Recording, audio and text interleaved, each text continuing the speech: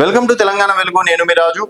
CM నిన్న మంత్రులకి class పీకారు, తర్వాత class తీసుకున్నారు అని చెప్పేసి కూడా రకరకాల కథనాలు రావడం అనేది జరిగింది. సో యాక్చువల్గా ఏంటంటే ఇప్పుడు ఉన్నటువంటి స్థానిక సంస్థల ఎన్నికలు, అలాగే జూబ్లీ ఉప ఎన్నికకు సంబంధించి మంత్రులకే ఫుల్ పవర్స్ ఇవ్వడం అనేది జరిగింది.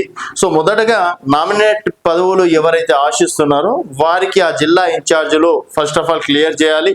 ఎమ్మెల్యేలతో మాట్లాడతారా, ఇంకెవరితో మాట్లాడతారా అనేది మాట్లాడేసి నామినేట్ పోస్టులు ఇచ్చేయండి. ఫస్ట్ టార్గెట్ అంటే సీఎం గారు ఏదో మంత్రులకు ఇచ్చినటువంటి టార్గెట్లు ఏంటంటే, మొదటగా నామినేట్ పదవులు ఎవరైతే ఆశిస్తున్నారో వారికి నామినేట్ పదవులు ఇచ్చేయాలి. సెకండ్ వన్ వచ్చేసి స్థానిక సంస్థల ఎన్నికల్లో మొత్తం పూర్తి బాధ్యత మంత్రులకే, వారిపైననే వేయడం అనేది జరిగింది. సో ఇక్కడ మంత్రులు ఎవరైతే ఎక్కువ స్థానాలు గెలిపించుకుంటారో వారికి ప్రమోషన్ లేకపోతే డిమోషన్ అని చెప్పేసి కూడా డైరెక్ట్ మొహం మీదనే చెప్పేయడం అనేది జరిగింది. అలాగే జూబ్లీ ఉప ఎన్నికకు సంబంధించి ప్రస్తుతం హైదరాబాద్ ఇన్ఛార్జ్ గా మంత్రి పొన్నం ప్రభాకర్ గారు ఉన్నారు. సో వారికే జూబ్లీ ఉప ఎన్నిక బాధ్యత కూడా ఇవ్వడం అనేది జరిగింది. సో మరి దాదాపుగా ఇప్పుడు అంటే రీసెంట్ గా ముగ్గురు మంత్రులతోటి 15 మంత్రులు అవ్వడం అనేది జరిగింది. సో ఈ 15 మంత్రులకి స్థానిక సంస్థల ఎన్నికల బాధ్యతలు మొత్తం వారిపైననే పెట్టారు.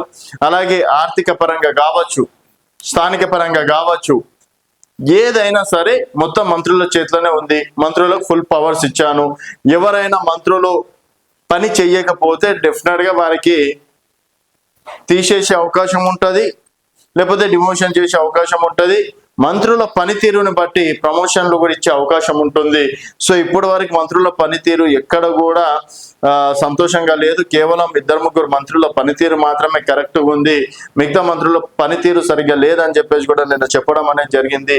సో మరి ఒక్కసారిగా సీఎం రేవంత్ గారు ఇలాంటి వార్నింగ్ ఇవ్వడంతో మంత్రులు కూడా అలర్ట్ అయ్యారని చెప్పేసి కూడా చెప్పుకోవచ్చు. మరి స్థానిక సంస్థల ఎన్నికల్లో వాళ్ళ టార్గెట్ ఎంతవరకు రీచ్ అవుతారనేది చూడాల్సిన విషయం. సో నిజంగా మంత్రుల పనితీరు ఏ విధంగా ఉంది అనేది మీ అభిప్రాయాల కింద కామెంట్ రూపంలో తెలియజేయండి. చూస్తూనే ఉండండి తెలంగాణ వెలుగు.